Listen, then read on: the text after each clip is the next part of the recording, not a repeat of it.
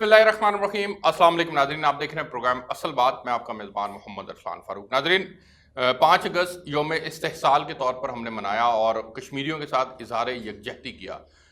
कौमी असम्बली का मुश्तरका पार्लियामेंट का मुश्तरका इजलास भी हुआ, उसके अंदर भी हमने कश्मीरियों से इज़हार यकजहती किया और इसी तरह से पूरे पाकिस्तान ने अपने अपने तौर पर, हर पाकिस्तानी ने इसका हक अदा किया। लेकिन कश्मीरी शायद अब इससे आगे की बात डिमांड करते हैं। वो ये चाहते हैं कि उनको उनकी मुश्किलात दिन ब दिन जो बढ़ती जा रही हैं वो कम होनी चाहिए। हम पाकिस्तानी, हमारी हुकूमत ये कितना जो है वो कारामद साबित हो रही है, क्या इक़दामात जो वो उठाए जा रहे हैं उससे कश्मीरियों की मुश्किलात में कमी क्यों नहीं आ पा रही, ये एक बहुत बड़ा सवाल है और हम मुसलसल उसके लिए आवाज़ उठाते रहेंगे। प्राइम मिनिस्टर ऑफ पाकिस्तान ने ये बात वाज़ह तौर पर कही है कि हर फोरम के ऊपर उनकी आवाज़ उठाई जाएगी। वो कश्मीर के सफ़ीर बने, सफ़ीर बनने के बाद उन्होंने हर फोरम के ऊपर बात भी की। लेकिन इसके लिए बहुत ज़रूरी है ये अब कि कश्मीर, भारत के पाँव जलने चाहिए। भारत के पाँव तभी जलेंगे जब आलमी बरादरी उसके ऊपर दबाव डालेगी, जब मुस्लिम कम्यूनिटी बिलखुसूस OIC के प्लेटफॉर्म से भारत के ऊपर दबाव डाला जाएगा ताकि उसके पाँव जलें और वो कश्मीरियों के ऊपर जो जुल्म कर रहा है, जो काबिज़ अफवाज वहाँ पर मौजूद हैं, उनको उस जुल्म से निजात दिलाई जा सके, उनके बुनियादी इंसानी हकूक़ वहाँ पर जो हैं वो बहाल हों और उसके साथ साथ जो वो आज़ादी की तहरीक लेकर चल रहे हैं उनको वो आज़ाद फ़िज़ाओं के अंदर सांस ले सकें। इसके लिए हम मौजूदा हुकूमत जो काम कर रही है उसके ऊपर तनकीद भी बहुत हो रही है। अपोजिशन समझती है कि इनकी खारजा पॉलिसी मुकम्मल तौर पर नाकाम हो चुकी है और नाकामी की बड़ी वजह जो वो समझते हैं वो इमरान खान साहब को नाअहल समझते हैं। तो इसके ऊपर प्रोग्राम के अंदर बात करेंगे। फिर थोड़ी सी बात आज होगी, आज एक स्पेशल जो है वो हम टॉपिक के ऊपर डिस्कशन करेंगे, वो है पंजाब के अंदर ज़कात और उशर का मामला। ये मामला पहले वफाकी सतह पर, कौमी सतह पर इसको 1980 के अंदर पहली बार मुतारफ़ करवाया था जनरल ज़ियाउल हक साहब के दौर के अंदर और ये तय किया गया था कि बैंकों के अंदर जो सेविंग अकाउंट्स होते हैं वहाँ से ज़कात की कटौती की जाएगी और फिर उसको जो है वो मुस्तहिकीन तक पहुँचाया जाएगा। लेकिन फिर 18वीं तरमीम आई और अरसा 30 साल के बाद इसको सूबों के अंदर डायरेक्टली मुंतकिल कर दिया गया। अब सूबों के अंदर जब ये मुंतकिल हो गया है तो उसकी कारकर्दगी क्या है, मुस्तहिकीन तक असल में ज़कात पहुँचाई जा रही है कि नहीं पहुँचाई जा रही, एक बात। दूसरी बात ये कि क्या ये मॉडल ठीक है कि नहीं ठीक। उसमें कुछ मकतबा फ़िक्र का मानना ये है कि ज़कात वो होती है जो अपने हाथ से दी जाए। दूसरे मकतबा फ़िक्र का मानना ये है कि मुस्तहिकीन तक अगर ज़कात नहीं पहुँचेगी तो फिर वो कारामद ना हुई, वो बात जो है वो फिर उसके ऊपर सवालिया निशान है उसकी अदायगी के ऊपर। तो क्या ये मॉडल ठीक है कि हुकूमत खुद से ज़कात काटती है और फिर वो मुस्तहिकीन तक अगर नहीं पहुंचती तो फिर उसका जो है वो क्या उसकी रेमेडी क्या है, इसके ऊपर प्रोग्राम के अंदर बात करेंगे और इस निज़ाम के ऊपर जो लोगों के खदशात हैं वो भी डिस्कस करने की कोशिश करेंगे। इसकी बिलखुसूस पंजाब एक बहुत बड़ा सूबा है जो कि NFC का 57% शेयर जो है वो लेता है, तो इसमें पंजाब जो है वो क्या कारकर्दगी दिखा रहा है, इसके ऊपर भी बात करेंगे और पंजाब हुकूमत की कारकर्दगी तो फिर बहरहाल हमने इसको डिस्कस करना है। मेरे साथ आज तशरीफ़ रखते हैं जनाब शौकत अली लालेका साहब, सूबाई वज़ीर हैं ज़कात एंड उशर के। सर बहुत शुक्रिया आपका प्रोग्राम के अंदर ज्वाइन करने के लिए। सर सबसे पहले मैं चाह रहा हूँ कि कश्मीर के ऊपर हम थोड़ी सी बात करें। उसमें ज़ाहिर है जब हम पाकिस्तान तहरीक इंसाफ की बात करेंगे तो आप पंजाब के अंदर उनके सबसे बड़े सूबे के अंदर जो है वो नुमाइंदगी कर रहे हैं, ज़कात एंड उशर के मिनिस्टर हैं। तनकीद बहुत हो रही है कि आपकी खारजा पॉलिसी नाकाम है, कश्मीरियों की तकलीफ को कम करने के लिए आपने अभी तक कोई किरदार अदा नहीं किया। मैं हैरान हूँ तनकीद करने वालों पर भी और ऐसी बातें करने वालों पर भी। पहली दफ़ा पाकिस्तान की तारीख में आपने तकरीर यूनाइटेड नेशन में जो इमरान खान साहब ने की, कोई ऐसे आज तक लीडर पाकिस्तान का कर सका है? फिल बदी बोले, वो फिल बदी बोले, सिर्फ फिल बदी नहीं बोले, पर्ची नहीं थी उनके हाथ, उनके पास पर्ची नहीं थी। सेकंड, वो बता रहे थे और जो वो बताना चाह रहे थे पूरी दुनिया को इस्लाम का कॉन्सेप्ट बताना चाह रहे थे, कश्मीरी बिरादरी के इश्यूज बताना चाह रहे थे, वो उन्होंने बड़े अच्छे तरीके से और मौसर तरीके से अपनाए। जितने लोग हैं आप उनसे चेक करेंगे कि ऐसी तकरीर ना पहले किसी ने की और ना आइंदा कोई ऐसे कर सके। शौकत साहब उस तकरीर का कश्मीरियों को क्या फ़ायदा हुआ? उस तकरीर देखें ना, दो चीज़ें हैं जी। पहली दफ़ा सलामती कौंसिल में करारदाद उठी, अब दोबारा 5 दफ़ा इशू, अब पूरी दुनिया में कश्मीरी बिरादरी का मौक़िफ़ तस्लीम किया जा रहा है, उजागर हुआ है और मैं समझता हूँ कि मोदी पहली दफ़ा दलदल में फंसा है इंशाल्लाह, और जिस दलदल में फंसा है इसमें निकलेगा नहीं। अब कश्मीरियों का दिन आने वाला है इंशाल्लाह कि जो वो आज़ादी लेंगे और यही इशू यानी आप ये कह रहे हैं कि मोदी को लेकर अपने बैठेगा। इकदामात की वजह से अपने ही जाल में वो फंस चुका है आलम। इमरान खान साहब भी यही कह रहे हैं। सवाल ये है कि मोदी किस तरह से अपने जाल में फंस चुका है। मोदी साहब जो चाहते हैं वो कर गुजरते हैं। उन्होंने 5 अगस्त का दिन तय किया, बाबरी मस्जिद की जगह राम मंदिर तामीर कर दिया, और उसके ऊपर उन्होंने जो है वो चाहा था कि वो कर गुजरे।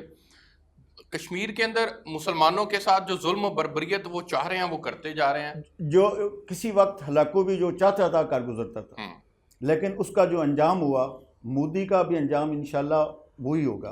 पहले कश्मीर की बात सिर्फ हम कर रहे थे, ठीक, या कश्मीरी कर रहे थे या हम पाकिस्तान कर रहा था। अब पूरी दुनिया कर रही है। ईरान ने बात की है, टर्की ने बात की है, हर शख्स बात कर रहा है, और हर लोग कह रहे हैं कि ये मौक़िफ़ जो है कश्मीरी बिरादरी का सही है। मैं समझता हूँ कि जितना नुमाइंदगी कश्मीरी इशू पे इमरान खान ने की है, आज तक किसी को जुर्रत ही नहीं हुई। आपकी साबिक पार्टी थी मुस्लिम लीग नून, आप उनको थोड़ा सा क्रेडिट देना चाहेंगे कि नवाज शरीफ साहब की बेहतरीन डिप्लोमेटिक उन पॉलिसीज़ की वजह से उनकी फॉरेन पॉलिसी बेहतरीन थी कि एक दफ़ा वाजपेयी साहब को लाहौर बुला लिया, दूसरी दफ़ा मोदी साहब को यहाँ बुला लिया। खान साहब के तो वो मोदी साहब फ़ोन नहीं उठाना पसंद करते, तो हमें ज़रूरत क्या है? तारीफ तो करते हैं। 2 मिनट, हमें ज़रूरत क्या है? मैं नून लीग को मैंने छोड़ा इसीलिए कि उनकी गलत पॉलिसीज़ की वजह से। ये जो आपकी ऑरेंज ट्रेन बनी खड़ी है ना, ये लाहौर में सिर्फ 2% लोगों को फायदा है, और अरबों के ये जो सब्सिडी दी जा रही है, पैसा तो अलग अलग है ना, सब्सिडी अरबों में दी जा रही है। अगर यही प्रायोरिटीज़ नवाज शरीफ जनूबी पंजाब में लगा देता, पूरे पंजाब में लगा देता, किसानों को लगा देता, नहरों की लाइनिंग कर देता, अगर यही प्रायोरिटीज़, यही पैसा नवाज शरीफ सही प्रायोरिटीज अगर सेलेक्ट और करता, पूरे पाकिस्तान में बराबर तकसीम करता तो आज ऐसे ना होता। दूसरा अपना इमरान खान भी गया है, ट्रंप के साथ मुलाकात की है, उसका एक्शन, उसका अंदाज भी आपने देखा है, उनका कॉन्फिडेंस और अपनी बात करने का। और आपने नवाज शरीफ की भी पर्ची देखी थी, शर्म आ रही थी। मैं उस पार्टी में था उस वक्त, मुझे शर्म आ रही थी कि ये मेरा लीडर बैठा है। इस तरीके से तो मेरा सेक्रेटरी मेरे पास नहीं बैठकर मुझे बात करता। लिहाजा ये यानी ये कोई क्रेडिट नहीं है, मोदी का लाहौर आना कोई क्रेडिट नहीं है, वाजपेयी साहब का लाहौर डिसक्रेडिट है। अच्छा, मोदी को आना चाहिए था तो पूरी कौम की कंसेंट के साथ आना चाहिए था। ये नहीं है कि वो इनके साथ शादियां अटेंड करता फिरे और वहाँ कश्मीरों पे जुल्म करता फिरे। इनके साथ शादी मनाए, इनके साथ केक काटे और उधर गोली मारे। लालेका साहब ये बताएं, अगर आप 72 सालों की कहानी उठा के देखें, आपको क्या लगता है कश्मीर के मामले में ख़ास तौर पर कि आपकी हुकूमत की कारकर्दगी सबसे मुख्तलिफ है, सबसे बेहतर है? जो इकदाम इन्होंने उठाए वो 70 साल की हुकूमतों ना उठा सकी, कोई नहीं उठा सका। जो इकदाम हम उठा रहे हैं और हम करने जा रहे हैं, और जिस तरीके से हम नुमाइंदगी कर रहे हैं, इमरान खान साहब कर रहे हैं, नवाज शरीफ भी नहीं कर सका और जरदारी भी नहीं कर सका। अच्छा, चलें अब ये बताएं कि आखिर मैं इसमें चूंकि आगे और दूसरे टॉपिक्स के ऊपर बढ़ना है, रेमेडी क्या होनी चाहिए कश्मीरियों के लिए? कश्मीरियों को रिलीफ कैसे दिलवाया जा सकता है? इसके बगैर ना हिंदुस्तान के पास, ना पूरी दुनिया के पास और कोई रास्ता ही नहीं कि उनकी राय शुमारी कराई जाए और उनकी राय शुमारी मुताबिक वो अगर पाकिस्तान में शामिल होना चाहते हैं पाकिस्तान में हो, आज़ाद होना चाहते हैं आज़ाद हो। लेकिन ये कोई मतलब हद है इस ज़्यादती की कि जहाँ वो रह रहे हैं किसी की मर्ज़ी के मुताबिक वो अपनी ज़िंदगी गुजारें, अपनी मर्ज़ी के मुताबिक ज़िंदगी भी ना गुजार सकते। लालेका साहब ये बताएं, आपके पास ज़कात एंड उशर की मिनिस्ट्री है और ये बड़ी अहम मिनिस्ट्री है। इमरान खान साहब का विजन है, मदीना की रियासत की वो बात करते हैं कि मदीना की रियासत बनाएंगे, और मदीना की रियासत में ज़कात एंड उशर की जो मिनिस्ट्री है ये बड़ी अहम कंसिडर होगी कि मुस्तहिकीन तक उनका हक पहुंचना चाहिए। आप उसके लिए क्या इक़दाम करें? बहुत अच्छा आपने सवाल किया। मेरी 2 साल कारकर्दगी मैंने भिजवाई है और उसमें भी मैंने कहा है, आपके चैनल के तवस्सुत से भी मैं कह रहा हूँ कि अल्हम्दुलिल्लाह वज़ीर आज़म इमरान खान के विजन और वज़ीर आला उस्मान बुज़दार की क़यादत में जी हम रियासत मदीना के तसव्वुर को लेकर चल रहे हैं और फ़ाल किरदार अदा कर रहे हैं। बेहतरीन मिनिस्ट्री है मेरे पास, सबसे अहम मिनिस्ट्री है मेरे पास, और इसको अगर ज़कात की सही रूह के मुताबिक काम किया जाए तो ये दुनिया भी है, दीन भी है, आखिरत भी है। और मैं अल्हम्दुलिल्लाह हमने पहली दफ़ा पाकिस्तान की तारीख में ज़कात डिपार्टमेंट की तारीख में जी 99, ये नोट कीजिएगा जी, कि 99.9 लोगों तक हमने ज़कात पहुंचाई जो मुस्तहिक थे। जो मुस्तहिक थे। आपके और, पास और दूसरा, पंजाब में एक शख्स आप साबित कर दें कि जो गैर मुस्तहिक को मुस्तहिक किया गया हो, उसकी जिम्मेदारी मैं लूँगा। बहुत अच्छी बात है। मुझे सिर्फ ये बताएं, मुस्तहिक का क्राइटेरिया क्या है आपके नजदीक? मुस्तहिक का क्राइटेरिया जो होता है वो लोकल यूनिट जो होता है, चेयरमैन होता है उस महल्ले का, उस गांव का, वो तय करता है। ये जो आपकी 24,400 कमेटियां बनी हुई हैं, 24,000 जो इनकी 50 जिम्मेदारी, हर कमेटी की जिम्मेदारी? इस कमेटी की जिम्मेदारी है कि वो उस महल्ले में रहता है, उसको पता होता है, ये कमेटी कितने अफराद पर उसको मुश्तमिल पता होती होता है कि मुस्तहिक अरसलान है या शौकत है या ये कैमरा मैन। ये कमेटी कितने अफराद पर मुश्तमिल होती है? ये 9 अफराद पे मुश्तमिल। 9 अफराद। ये 9 अफराद ये एक यूनियन काउंसिल के तहत? नहीं, यूनियन काउंसिल नहीं, या उससे भी एक छोटे महल्ले, लेवल पे? उससे भी छोटे, 5,000 से 10,000 तक की आबादी में ठीक है। एक होता है, यूनिट होता है। ठीक हो गया। चेयरमैन होता है, उनके काउंसलर होते हैं और पूरे एक यूनिट होता है। ठीक हो गया। तो वो क्या क्राइटेरिया की बुनियाद के ऊपर सर मुस्तहिक का तयन करते हैं? सर उनको रिकमेंड करते हैं, अच्छा, वो फॉर्म जमा कराते हैं जो मुस्तहिक होते हैं, ठीक है, फिर उनकी वो तहकीक करते हैं लोग। ठीक है। आप जिस गांव के रहने वाले हैं ना, आपको बहुत पता होगा, इल्म होगा कि ये कौन मुस्तहिक है और कौन नहीं। ठीक है। और जो ज़्यादा गरीब होता है उनको वो देते हैं। अच्छा, हाँ। उनको क्या सर, उसमें आप लोग बेवा को देते हैं, उसमें आप लोगों सर का ये मुख्तलिफ पैटर्न क्या है वो? हाँ, मुख्तलिफ मादे हैं। अच्छा, हम गुजारा अलाउंस में ठीक। सेमाई किस्त देते हैं 4,500, पहले 3,000 देते थे। अच्छा, पहले लोग 3,000 देते थे, हमने आकर 4,500 की। ठीक है। हमने ब्लाइंड नाबीना जो हजरात होते हैं उनको हम देते हैं 4,500 से हमने 6,000 की। अच्छा, मैरिज ग्रांट देते हैं हम, ठीक है। वो 25,000 देते हैं हम, हम्म। 20 से 25,000 देते हैं। ठीक है। और हम हेल्थ में देते हैं, एजुकेशन में देते हैं, अच्छा, अपना दीनी मदारस में देते हैं। अच्छा, हाँ, ये जो मरीज़ हैं अपना हॉस्पिटल में हमने DHQ और THQ में ठीक। 100% फंड्स बढ़ा दिए। हमने पहले साल 18 और 19 में 3,20,000 लोगों को ज़कात से मुस्तफ़ीद हुए हमारे ठीक। पंजाब में, और 19 से 20 में 5,50,000 लोग मुस्तफ़ीद हुए। अच्छा, हमारा इदारा सिर्फ ज़कात देता नहीं है, ठीक। हमारा इदारा ये भी काम कर रहा है कि नादार और गरीब ख़ानदान के बच्चे बच्चियों को पहले फ़नी तालीम देता है, डिग्री मुझे एक ब्रेक पे जाना है, मैं ब्रेक से वापस आता हूं, तो फिर यहीं से कंटिन्यू कर लेते हैं। एक ब्रेक लेते हैं जी प्रोग्राम में। शौकत अली लालेका साहब सूबाई वजीर हैं ज़कात एंड उशर के, वो आज हमारे मेहमान हैं और उनके साथ उनके महकमे की कारकर्दगी के ऊपर आज हम बात कर रहे हैं। मेरे साथ रहिएगा।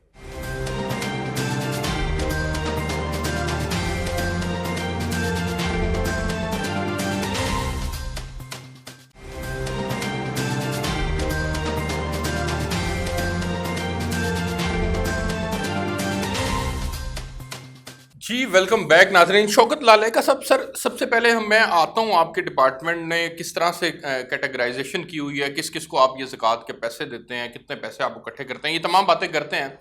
लेकिन सबसे पहले इस निज़ाम के ऊपर ही सवालात उठ रहे हैं। लोग ही मुतमईन नहीं हैं, वो कहते हैं कि ये किस कैपेसिटी में हमारे पैसे काटते हैं, ये हक ही नहीं पहुँचता, इस्लामी शरी असूलों के मुताबिक नहीं है। ये क्या कहेंगे इसके ऊपर? पहला तो मैं ये बताऊँ कि ये सवालात जो उठ रहे हैं, ये हमारी बदकिस्मती है कि 30 साला सिस्टम में ज़कात को सियासी तौर पर इस्तेमाल किया गया, ठीक हो गया, और मिसयूज़ किया गया। ठीक हो गया। जब मिसयूज़ किया जाए और इतने अहम मुकद्दस फ्रीज़े को हम मिसयूज़ करेंगे तो फिर सवालात तो उठेंगे। ठीक है। बेहतरीन आपने सवाल किया। मैं आपके तवसत से पैगाम देता हूँ पूरे पंजाब में कि किसी जगह पे हमारा इदारा अल्हम्दुलिल्लाह 2 साल से साफ़ और शफाफ चल रहा है। ठीक। करप्शन से हम पाक करने की कोशिश कर रहे हैं और करप्शन से पाक चल रहा है अल्हम्दुलिल्लाह। ठीक, माशाल्लाह। किसी जगह पे करप्शन हो रही हो तो उसका जिम्मेदार मैं हूँ, एक। और आपका पैसा, जो आवाम का पैसा है, वो सही मुस्तहिक तक जा रहा है। मैं खुद विजिट करता हूँ पूरे पंजाब में, दफ्तर में नहीं मैं बैठता। ठीक। अच्छा। मेरा सेक्रेटरी विजिट करता है पूरे पंजाब में, एडमिनिस्ट्रेटर विजिट करता है। हमने 36 अजला में ड्यूटी लगाई है, विज़िट किए हैं, 36,000 ख़ानदान की महकमाना हमने वेरिफिकेशन करवाई है और चेक कर रहे हैं हम अल्हम्दुलिल्लाह के सही जा रहा है। और दूसरा सवाल आपने किया जी कि ये इस निज़ाम के ऊपर सवाल इसलिए उठता है कि शरई असूलों के मुताबिक नहीं है। उस वक्त इस्लामी नज़रियाती कौंसिल की गो रिकमेंडेशंस के मुताबिक ये बना था, और उस वक्त लेकिन बैंक से जो डायरेक्ट कटौती हो जाती है ज़कात की मद में, ये एक कम्युनिटी तो समझती है बिल्कुल ही गलत है, तो उसके ऊपर क्या जवाब है? नहीं, एक जो है ना शिया हजरात, वो चूँकि उनके फ़िक़ा में है कि जी ज़कात जो है ना वो अपने तरीके से देते हैं। हाँ ठीक, उनका अपना इशू है, ठीक, वो उस तरीके से देते हैं, इसके अलावा किसी को ये इशू नहीं है। और अफजल ज़कात वो नहीं होती जो अपने हाथ से दी जाए, और मुस्तहिक वो होता है जो अपनी फैमिली मेंबर्स के अंदर सबसे पहले। मैं ये बताता हूँ, 3 होते हैं जी। सबसे पहले अगर कोई सबसे ज़्यादा गरीब है, आपका रिश्तेदार है, तो आपका वो है, फिर आप अपने हमसाये को दें। उसके बाद जो आप गरीब है और यतीम है, यतीम और बेवा को दें। मैं अजीब सवाल है ये कि जो टैक्स गवर्नमेंट ने लागू किया है या वक्त का वज़ीर आज़म लागू करे, वो तो सही है, ठीक, और जो रहमतुल लिल आलमीन टैक्स लागू करके गए हैं, जो नबी करीम सल्लल्लाहु अलैहि वसल्लम टैक्स लागू कर गए हैं, उस पर तो क्वेश्चन उठने नहीं चाहिए। नहीं, उस पर कोई सवाल नहीं है। वो लोग कहते हैं हम खुद देंगे अपने मुस्तहिकीन को। गवर्नमेंट के ऊपर एतमाद नहीं रहा ना उन्हें। असल मसला एतमाद का है। अगर लोग खुद देने लग जाएं अपने मुस्तहिकीन को, जो लोग जिनकी ज़कात बनती है उस रेशो से देने लग जाएं, तो आपको पाकिस्तान में कोई ज़कात लेने वाला ना मिले। हाँ बिल्कुल ठीक। बदकिस्मती हमारी ये भी एक फैक्टर। हाँ जी, बदकिस्मती हमारी ये है कि लोग देते नहीं है।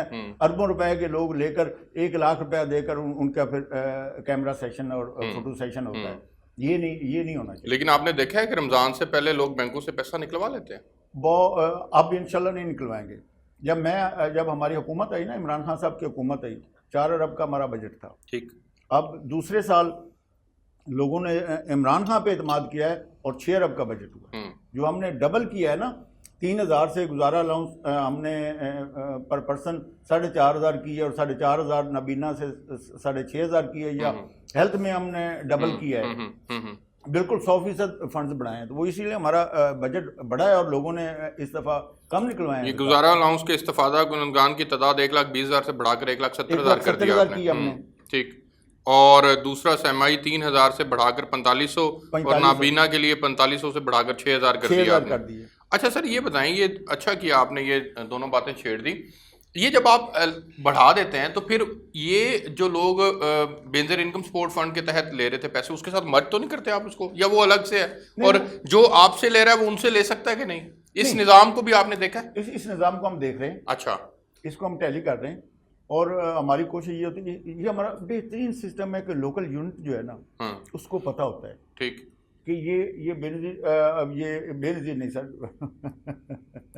अच्छा, बेनज़ीर नहीं कहना? नहीं, बेनज़ीर का फंड है ही नहीं ना। अच्छा। सर वो आप 10 साल पुरानी बात कर रहे हैं ना। नहीं, गुजारी ये है कि वो था तो वही ना। नहीं, उसका तरीक़ेकार उसको आपने ना देखें।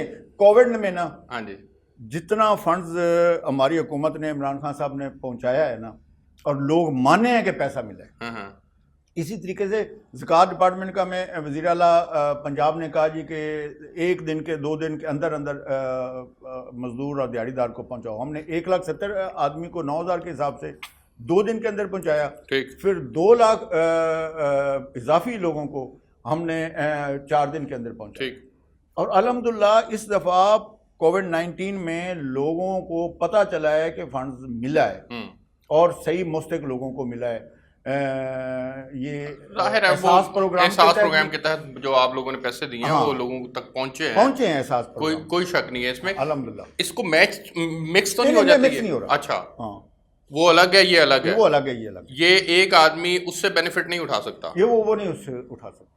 अच्छा सर, मुझे ये बताएं कि आप ये जो करते हैं कि मुख्तलिफ THQs में पैसे दे दिए, DHQ में पैसे दे दिए, अद्वियात के लिए, दिगर मद के लिए, ये ज़कात के पैसों का इस मसरफ में इसका इस्तेमाल जो है, ये इससे पहले बहुत ज़्यादा इसमें बेज़ाब्तगियाँ भी रही हैं, उसके ऊपर ज़रा रोशनी डालिए। बिल्कुल, इसके हमारे ऑडिट पैरा भी लगे हैं। ठीक। कि होता ये है कि अगर कोई पेशेंट चला जाता है, मरीज जाता है, तो फौरी हमारा वहाँ ऑफिसर जो होता है साइन करता है, पर्ची बनाता है, वो साइन नहीं कर पाता, तो वो मरीज़ को अगर मेडिसिन मिल जाती है तो उस पर प्रॉब्लम्स आते हैं। लेकिन जैसे ही मैं आया हूँ ना, तो मैंने अल्हम्दुलिल्लाह चेयरमैन डिस्ट्रिक्ट और DZO की ये ड्यूटी लगाई है कि आपका हर आदमी 24 घंटे वहाँ बैठेगा इंशाल्लाह, और वो ड्यूटी करेगा जब तक हॉस्पिटल चलेगा, जब तक आउटडोर चलेगा वो बैठेगा इंशाल्लाह, और सही लोगों तक पहुंचाने की हम कोशिश करते हैं। वहाँ 3 डिपार्टमेंट रहते हैं, सोशल वेलफेयर भी होता है, हेल्थ भी होता है, और ज़कात भी होती है। ये 3 डिपार्टमेंट मिलकर ये करते हैं। वहाँ कहीं साइन रह जाएं तो वो उसको बेज़ाब्तगी के ज़ुमरे में आ जाता है, ठीक, कि बगैर साइन के किसी मरीज़ को मेडिसिन दे दी गई कि उस वक्त बैठा नहीं था। अच्छा सर, ये बताएं कि ये नौजवानों को हुनरमंद बनाना या उनको ऐसा निज़ाम तश्कील देना जिससे वो खुद अपने लिए रोज़गार के उनके जो है वो कुछ सिलसिला शुरू हो सके, उसके लिए आप क्या किरदार अदा करें? असल मैं समझता हूँ कि बेहतरीन सिस्टम है हमारे पास। अच्छा, आप विज़िट करें TVTC का। इंतहाई गरीब लोग जो अपने बच्चों को तालीम नहीं दे सकते और उनके पास कोई और रास्ता नहीं होता कि बच्चों को भीख पे लगाएं या मजदूरी पे लगाएं। अच्छा, हम उन बच्चों को उठाते हैं, उनको वजीफ़ा भी देते हैं, ठीक, और हम उनको तालीम भी मुफ्त देते हैं, उनको 1 साल की डिग्री देते हैं, उसके बाद उनको पैसा देते हैं। अच्छा, कि भाई ये 50,000 रुपये आपको दे रहे हैं, आप अपना स्टोर बना लें, अपना दुकान बना लें, अपना कोई ढाबा बना लें, ताकि आप रोज़गार वाले हो जाएं। अच्छा, अल्हम्दुलिल्लाह हमारा इन 2 सालों में 75,000 लोगों को हमने ज़कात लेने वाले से ज़कात देने वाला बनाया। माशाल्लाह। जैसे ही हमें फंड्स ज़्यादा मिलेंगे इसको हम डबल भी कर सकते हैं और भी बढ़ा सकते हैं। तो लिहाजा ये जो साहब आपका कुछ चेक एंड बैलेंस सिस्टम भी है उनके ऊपर? 100%। उनको कैसे चेक करते हैं आप? हम उनको ऑडिट करते हैं।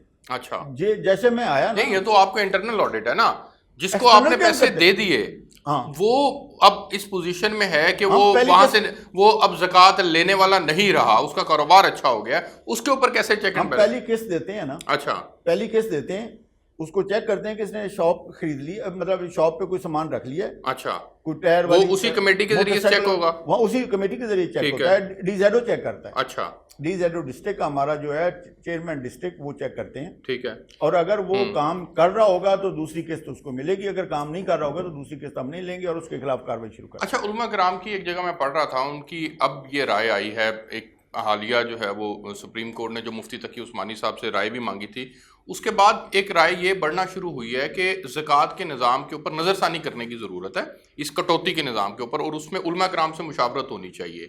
तो आपकी कोई उलमा कराम से इस हवाले से मुशावरत हुई हो जिसमें ये इस कटौती के निज़ाम के ऊपर नज़रसानी की बात की गई हो? नहीं, हमारे साथ ऐसी कटौती के निज़ाम की कोई ऐसी मेरी मीटिंग नहीं हुई। अच्छा, और मैं समझता हूँ कि इसको खुद लोगों को देना चाहिए ज़कात। अच्छा, हाँ, लोगों को खुद देना चाहिए और इंशाल्लाह लोग देंगे।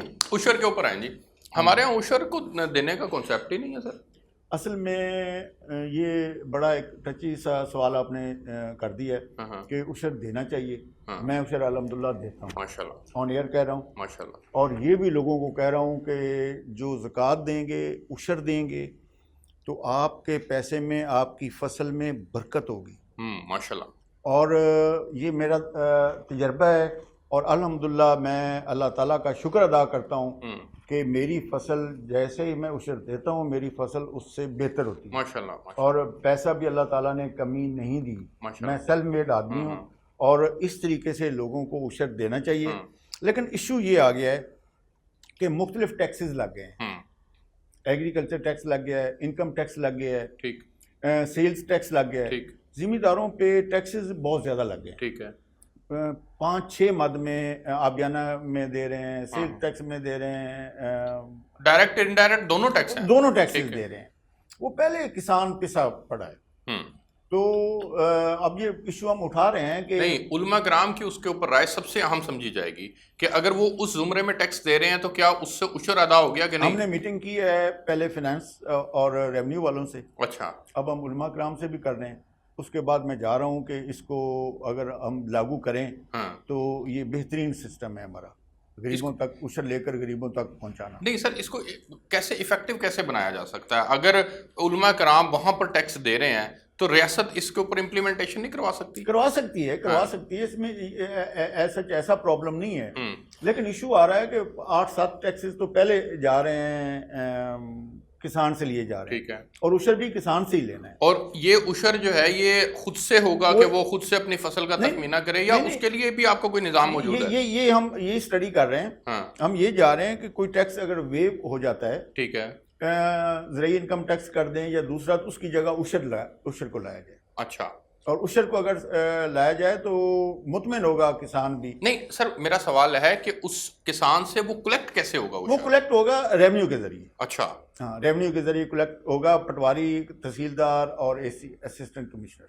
वो उसकी फसल का रखेंगे, तखमीना लगाएंगे कितनी फसल निकली है, कितनी फसल निकली है, उनसे बैठकर, वो मुसलमान है इंशाल्लाह, इसमें दीन का जो आ जाता है ना पहलू, और जिसमें ईमान की कुछ भी रत्ती भी बराबर होगी, वो इंशाल्लाह इसको मख्फी नहीं रखेगा। मुझे एक ब्रेक पे जाना है सर, मैं ब्रेक से वापस आता हूँ तो फिर गुफ्तगू को थोड़ा सा कैनवस को बड़ा करते हैं और पंजाब हुकूमत की कारकर्दगी के ऊपर बात करते हैं। एक ब्रेक लेते हैं जी। शौकत अली लालेका साहब सूबाई वजीर हैं ज़कात एंड उशर के, आज हमारे मेहमान हैं, मेरे साथ रहिए।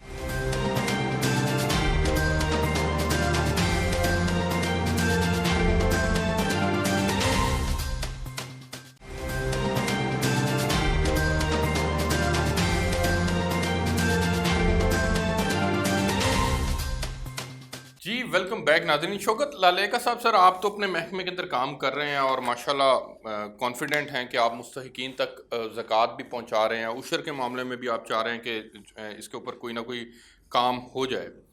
लेकिन इस सारी प्रैक्टिस के बावजूद आपका महकमा अपने तौर पर अगर कारकर्दगी दिखा रहा है, लेकिन पंजाब हुकूमत की कारकर्दगी के ऊपर सवालिया निशान है, क्यों? मैं हैरान हूँ। पहले तो जो मिनिस्ट्री मुझे दी गई है, पहली दफ़ा हमारी पार्टी मीटिंग हुई तो इमरान खान साहब ने पार्टी मीटिंग में कहा कि जिस शख्स के पास भी इस पार्टी में ड्यूटी लगेगी, अगर किसी ने भी करप्शन की, किसी ने भी जुल्म ज़्यादती की, किसी ने भी आवाम की मुश्किलात बढ़ाई, तो वो शख्स ना पार्टी में मैं रहने दूंगा, ना उस ओहदे पे रहने दूंगा। ठीक है। और ऐसे इमरान खान ने किया। ठीक है।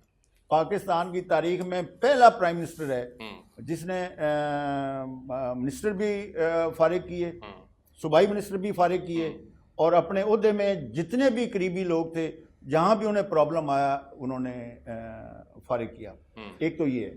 दूसरा ये है कि इस कारकर्दगी पे जब हमारी सर वो अलीम खान साहब फारिग हुए थे, वापस आ गए, सब्तैन खान साहब हुए थे फारिग, वापस आ गए। एक मिनट पहले नंबर पे अलीम खान फारिग हुए थे, अलीम खान ने खुद रिजाइन किया था। हाँ, ठीक है। और उसने कहा था कि जब तक मैं साफ होकर नहीं आऊँगा मैं वापस नहीं आऊँगा। ठीक है। ये नहीं कि एहसन इकबाल पे केस चल रहा है, ये नहीं कि अपना वो केस तो उन पे भी चल रहा है सर, वो भी कौन सा क्लीन चिट मिल गई उन्हें? दोनों को नहीं मिली। दो चीजें। ये नहीं कि जिस तरीके से उनका मरी वाले का वो जो वजीर आजम है शाहिद खाकान अब्बासी, उन पे करप्शन का केस चल रहा था, नैब में पेशी भुगत रहे थे और साथ वजीर आजम बने हुए थे।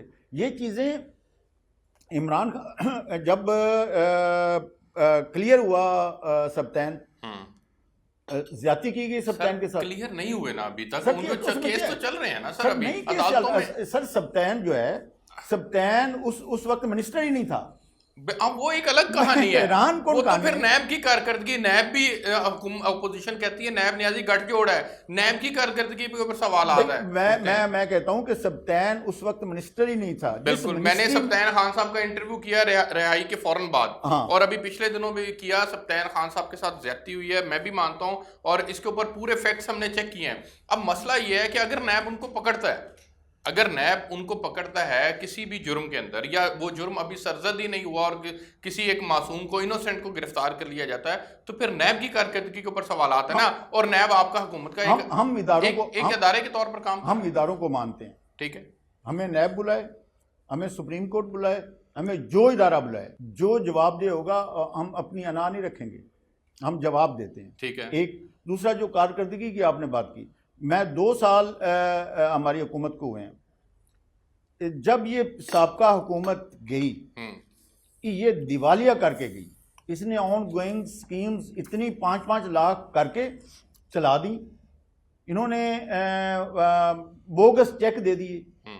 इन्होंने खजाने को, ये हर शख्स कहता है जो भी हुकूमत आती है, लेकिन प्रैक्टिकली ये इन्होंने किया है कि खजाना खाली किया है। ठीक है। और उसके बाद हम आए, ये हमें क्रेडिट जाना चाहिए ना कि इनकी ऑन गोइंग स्कीम्स जो हैं उनको हमने ऑन किया। ठीक है कि एक पे 10 करोड़। ये ऑरेंज ट्रेन तो एक चलाई नहीं जा रही आपसे सर, पता है क्या, कितने अरब रुपए का इन्होंने इसमें प्रॉब्लम क्रिएट किया। पहले 2 साल इनको ये किया, अब भी हम इस पे पैसा लगा रहे हैं। ये कोरोना अगर ना था, इन्होंने कर दिया, लेकिन ये रियासत का पैसा है ना, आवाम का तो पैसा हम लगा रहे हैं, तो आप संभालें तो सही। हम चला रहे हैं, संभाल रहे हैं, हमने संभालना। अभी 2 स्ट्रक्चर खड़ा है, ये इसको खड़े हुए को जो है वो 2 साल हो चुके हैं। आप इसको प्रैक्टिकली लाएं, आवाम को फायदा पहुंचे, जितनी भी चाहे 1% आवाम को पहुंचेगा तो सही। कौन खड़ा करके गया है? ये हमारे वो हड्डी इन्होंने की है कि ना हम इसको उगल सकते हैं ना निगल सकते हैं। अरबों का फंड्स इन्होंने एक 2% लोगों के लिए लगा दिया। उसके बाद भी हमने ऑन किया और हमने कहा कि हम इसको इंशाल्लाह इसको पाया तकमील तक पहुंचाएंगे। ठीक है। अगर कोरोना ना आता, अगर ये इश्यूज ना आते, तो हम हमारे मंसूबे सब चल रहे थे। और मैं समझता हूं कि हर मिनिस्टर इस गवर्नमेंट में, वज़ीर आला, अवाम के सामने जवाब दे। और हम हर आपको सर, अगर आप आवाम के सामने जवाब दें तो महंगाई की शरह कहाँ पहुंचा दी आपने, बेरोजगारी कहाँ पहुंच गई है। ये 2 बुनियादी चीज़ें होती हैं जिससे अवाम देखती है कि यार मेरी हुकूमत मुझे डिलीवर कर रही है कि नहीं कर रही। यहाँ बेरोजगारी भी बढ़ गई, यहाँ महंगाई की शरह भी बढ़ गई। इसमें महंगाई की शरह जो बढ़ी है, तस्लीम खान साहब ने खुद किया। नहीं, मैं भी कह रहा हूँ कि महंगाई बढ़ी है, हाँ जी, बेरोजगारी बढ़ी है, लेकिन उसके सबब तो देखे ना कि वादा 1 करोड़ नौकरियों का था, 2 साल में बेरोजगारी बढ़ गई, तो 3 साल में 1 करोड़ नौकरियां कैसे देंगे? इतना बड़ा प्रॉब्लम जो कोविड-19 का आया है पूरी दुनिया में, पूरा नक्शा और पूरा सिस्टम ही चेंज हो गया है। यानी आप अपने लिए, अपने मामलात में कोरोना को रिलीफ समझ रहे हैं? नहीं, आप उसके पीछे क्यों छुप रहे हैं? अपोजिशन कहती है आप छुप रहे हैं, उसके पीछे आप भी कोई बयान कर रहे हैं। जिस तरीके से इमरान खान साहब कोरोना के साथ फाइट की है और सब लोग एक साइड पे थे, अब तो वो अल्लाह ने किया, हम रिवाइवल की तरफ जा रहे हैं। इसको क्रेडिट नहीं देंगे इमरान खान नहीं, देना चाहिए ना, बिल्कुल देना कि चाहिए। वो कहता था कि मैं स्मार्ट लॉकडाउन करूंगा, उसका कामयाब हुआ। ठीक है। उन्होंने लोगों को रोजगार भी करने दिया और कोरोना के साथ भी फाइट की। ठीक है। पूरा पाकिस्तान कहता था, ये नून लीग वाले भी और पीपल्स पार्टी वाले भी और मीडिया वाले भी और डॉक्टर भी, कि जी इसको पूरा बंद कर दें। अगर 6 माह बंद कर देते तो जो गरीब एक कमरे में 10-10 लोग बैठे थे, भूख से मर ना जाते। कोरोना से लोगों ने नहीं मरना था, भूख से मरना था। अब किसी शख्स ने कहा कि इमरान खान की स्ट्रेटजी सही है। असल जो स्ट्रेटजी जो ठीक है वो सर, ठीक है। पहली दफा मैं आपकी जुबान से सुन रहा हूं। जो ठीक है उसको हम ठीक ही कहेंगे सर। पहली दफा मैं आपकी जुबान से सुन रहा हूं। आपकी मेहरबानी है। जो ठीक है लालेका साहब, वो तो ठीक है। जो गलत है उस गलत को ठीक करना आपकी जिम्मेदारी है। हमारी अगर कोरोना से पहले ना आप उठाकर देख लें कि ट्रैक पे चल गए थे। अच्छा। मैशत को संभाला स्टार्ट हो गया था। अच्छा। लेकिन बदकिस्मती के आगे से फिर गैप आ गया। ठीक है। इंशाल्लाह इमरान खान की क़यादत में ही ये सिस्टम पाकिस्तान सही समझ। ये बुज़दार साहब को तब्दील कौन करना चाहता सर? ये मीडिया करना चाहता है। मीडिया तो नहीं करना चाहता। मीडिया में ना इल्जाम रखे सर, वो तो उनकी अपनी कारकर्दगी है, उनकी अपनी पार्टी के लोग उनसे मुतमईन नहीं है। 2 साल हो गए ना। सवाए खान साहब के, इस बात को आप दिल पे हाथ रख के बताएं, सवाए खान साहब के बुज़दार साहब को कोई बंदा कबूल करने को तैयार ही नहीं। मैं तैयार हूँ। नहीं, आप ठीक है, अच्छी बात है, तैयार है। मैं तैयार हूँ। हमारा हर मिनिस्टर पार्टी के अंदर साजिशें हो रही हैं उनके खिलाफ। हर मिनिस्टर कबूल करता है। हमारी कैबिनेट मीटिंग में बुज़दार ने कोई बात नहीं की थी, वज़ीर आला ने कोई बात नहीं की थी। हमने खुद कहा था कि ये जो मीडिया पे बात चल रही है गलत चल रही है। हम इसको कहते हैं इत्मीनान का वोट देते हैं और हम कहते हैं कि उस्मान बुज़दार सही काम कर रहे हैं। शरीफ आदमी है, बेइज्जत करता था शहबाज शरीफ। दफ्तर में MPMN जाते थे, दफ्तर में कोई शख्स जाता था, मैंने अपनी आंखों से देखा है। अच्छा। IG के मुंह पे फैल मारते हुए शहबाज शरीफ को, मैंने अपनी आंखों से देखा है MNA के मुंह पे फैल मारते हुए शहबाज शरीफ को। ये शख्स नहीं, ये तो इखलाकियात से गिरी इखलाकियात- हरकतें तो नहीं होनी गिरी चाहिए, हरकत नहीं करते लेकिन एडमिनिस्ट्रेटर तो अच्छे थे ना, ये तो तस्लीम कर लें आप, उन्हें काम करवाना जानते थे। बुज़दार साहब तो सिर्फ तबादले करना जानते हैं। क्या काम, बेइज्जत करना जानते थे, नहीं, काम करवाना वो नहीं जानते उसके थे। मैं हक में नहीं हूँ, वो नहीं होना चाहिए। बेइज्जत करना जानते थे, काम करवाना नहीं जानते थे। ये भी मैं तस्लीम करता हूँ कि वो काम अपने करवाना एमपीए जानता है, एमएनए बेइज्जत से करना नहीं जानता। एमपीए एमएनए से शहबाज शरीफ साहब मुलाकात तक नहीं किया नहीं करते करते थे। थे। ये नहीं मैं कर- तस्लीम करता हूँ इस बिल्कुल बात नहीं को। करते थे। लेकिन सर गुजारिश ये है कि काम अगर उन्होंने करवा लिए, अगर उनकी परसेप्शन बेहतर थी, क्यों आज अवाम ये चाह रही है? किस महकमे में? सुने, बुज़दार साहब ने क्या किया? आपने 4 आईजी तब्दील कर दिए, चीफ सेक्रेटरी आपने 3 तब्दील कर दिया, हर महकमे का सेक्रेटरी 6 मरतबा तब्दील हुआ। सर मैं हैरान रह गया, पिछले दिनों इरिगेशन मिनिस्टर का इंटरव्यू किया, उन्होंने कहा मेरे महकमे का 7वां सेक्रेटरी लग गया। ये इरिगेशन मिनिस्टर साहब कह रहे हैं। दो चीज़ें, जितने लोग सही काम करेंगे वो काम करेंगे। मेरा 1.5 साल हो गया, मेरा सेक्रेटरी काम कर रहा है, सही काम कर रहा है तो काम कर रहा है। जो गलत काम करेगा वो नहीं रहेगा, वो आईजी हो, वो चीफ सेक्रेटरी हो, वो सेक्रेटरी हो। और जो सही काम करेंगे वो मिनिस्टर हो। फिर लालेका साहब देखें, यहाँ तो फिर एक चीज़ तस्लीम करें ना आप, कि फिर जो खान साहब ने कहा था कि मुझे पता है कि मैंने किस बंदे को कहाँ पर बिठा कर उससे क्या काम लेना है, right people for the right job, फिर उस कॉन्सेप्ट की तो नेगेशन होगी ना। नहीं, ऐसा नहीं। सूरत हाल ये है, आपने अपना सेक्रेटरी लगाया, मिसाल दे रहा हूँ मैं, या कोई महकमे का एडमिनिस्ट्रेटर लगाया, आपको 3 माह बाद अंदाजा हो यार वो मैंने तो गलत लगा दिया, फिर आप तब्दील करते हैं, फिर 2 माह बाद अंदाजा होता है हो ये भी गलत हो गया, आपकी टीम का। हम जिद तो नहीं करते ना, ये तो जिद करके, अब फवाद को जिद करके बैठे थे। सुप्रीम कोर्ट भी कह रही थी कि ये बंदा करप्शन कर रहा है, मीडिया भी कह रहा था, चीख के एमएनए भी जाकर कह रहे थे, लेकिन वो जिद करके बैठे थे। फवाद बैठा है इधर, वो शाह था इनका, वो बैठा था, उन्होंने मॉडल टाउन का सानिया कितना बड़ा करवा दिया, लेकिन उन्होंने कहा यही तौकीर शाह यही रहेगा मेरा सेक्रेटरी। और हम वज़ीर आला ऐसे नहीं कर रहा, वो कहता है कि यही रहेगा, चाहे 2 और मॉडल टाउन। मुझे बताएं, मैं बड़ा लाइटर मोड के अंदर ये पूछ रहा हूँ, पॉलिसीज का तसलसल नहीं होना चाहिए। आप एक पॉलिसी लाते हैं, आपका उसको एक सेक्रेटरी को आते करते समझते महकमा 2 माह लग जाते हैं, 2 माह के बाद उसको पता चलता है जी मैं तो तब्दील हो रहा हूँ, फिर नया बंदा है, वो डिलीवरेज तो फिर इस तरह से नहीं होगी ना। हर महकमे का नहीं बदल रहा, 1-2 सेक्रेटरीज 3 सेक्रेटरीज चेंज हुए हैं जिन्होंने सही डिलीवर नहीं किया। ऐसे नहीं है कि हर महकमे का सेक्रेटरी जो है सेक्रेटरी हेल्थ सही काम कर रहा है, चल रहा है काम, CNW चल रहा है, ऐसे नहीं है। ज़कात का मेरा 1.5 साल हो गया है सेक्रेटरी आए हुए, चल रहा है काम, ऐसे नहीं है। जो काम सही कर रहे हैं वो चल रहे हैं, जो सही काम नहीं कर रहे वो नहीं होंगे। 50 लाख घर कब देंगे सर बना के? इंशाल्लाह ये हमारी हुकूमत ही देगी, और बहुत जल्द देगी। क्या ग्राउंड पे तो कुछ भी नहीं है सर। भाई ग्राउंड में अभी कोरोना से निकले नहीं हैं हम। अच्छा, और आप कहते हैं 50,000 घर बना दें। नहीं 50 लाख है सर, 50 नहीं, 50 लाख आप कहते हैं घर बना दें। अच्छा, बनाएंगे इंशाल्लाह। ये 3 साल जो हमें मिल गए ना सही एक BRT नहीं बन पा रही आपसे। सर अपना आप पंजाब की मेरे साथ बात। अच्छा ठीक है, वो तो तस्लीम भी किया, मेरे साथ पंजाब की बात करो। मैं ये आपको बताना ये चाह रहा हूँ कि खान साहब की क़यादत में ही वो बढ़ रही है ना, तो पंजाब ने भी खान साहब की क़यादत में आगे बढ़ रहा है। उधर उनका इश्यूज हैं, उनको मैं या कोई कमेंट नहीं कर सकता कि मुझे इल्म नहीं है। अच्छा सर, ये बताएं कि इत्तेहादियों के साथ जो मामला चल रहे हैं उसमें आप अपने ही इत्तेहादी चौधरी परवेज़ इलाही साहब, उनके खिलाफ नायब की इंक्वायरी और मामलात हैं, ये बेसिकली चाह का क्या जा रहा है पंजाब के अंदर कि चौधरीयों को लगाम डालनी है ताकि बुज़ार के खिलाफ ना हो जाए? नहीं, ऐसे नहीं। अच्छा, ये कॉन्सेप्ट बिल्कुल ही गलत है। हाँ, इत्तेहादियों के साथ हमारा सिस्टम बिल्कुल सही चल रहा है। ठीक है। अब अगर वज़ीर आला को नायब बुलाता है तो वज़ीर आला जाएगा, फिर ये होगा कि वज़ीर आला को ये कर रहे हैं। मैं समझता हूँ कि इदारे हमारे आज़ाद हैं। ठीक है। जिनको जो कर रहे हैं उनमें किसी का आपने अभी कहा था अलीम खां सब्तैन मिनिस्टर थे, उनको बुलाया, गए। ठीक है। अब वज़ीर आला को बुलाएंगे, जाएगा, मुझे बुलाएंगे, मैं जाऊँगा। अगर परवेज़ इलाही को बुलाते हैं तो वो जा रहे हैं। इसमें नहीं, आप शरीफ आदमी हैं, आप ना जाने की बातें करें, वो वैसे भी बुला लेते होते हैं। इंशाल्लाह नहीं बुलाएंगे।